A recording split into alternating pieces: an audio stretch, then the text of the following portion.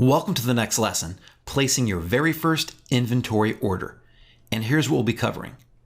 What you should have prepared so that you're ready to place your order, what to say to your supplier, how much you'll have to pay upfront versus later, and then how to pay for your inventory.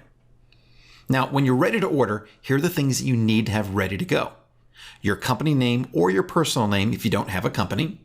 This will be important for importing the product because that has to be on the importing documents. The name of your product because they will put this on the invoice and on the shipping documents.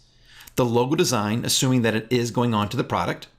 The number of units that you'll be ordering for your first inventory order. Your product packaging design. And then a package insert and instructions design as well. Now, keep in mind those last two items that I have an asterisk by. If you don't have those ready yet, it might be possible to place your order for your products now and then send them those designs once they're ready. Just ask your supplier how long they really need in order to have those printed out and ready to go. Here's what you need to send to your supplier, and you can use the inventory order message template when doing this. You want to give them all the information and designs for your product. You'll want to let them know how you plan on shipping your products, either by air, by sea, or maybe a combination of both. And if you have a freight forwarder picked out, you'll want to put them in touch with each other. I usually send a separate email and I copy them both on it.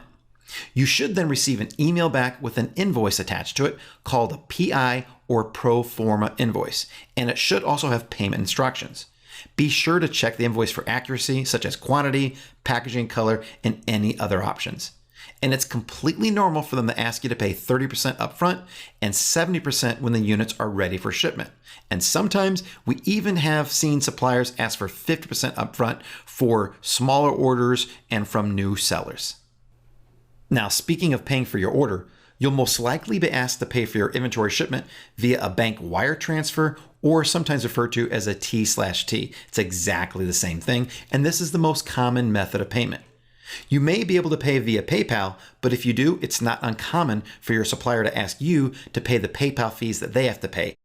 You should expect to pay 30% upfront, that's standard, and sometimes it might even be as much as 50% as we mentioned earlier.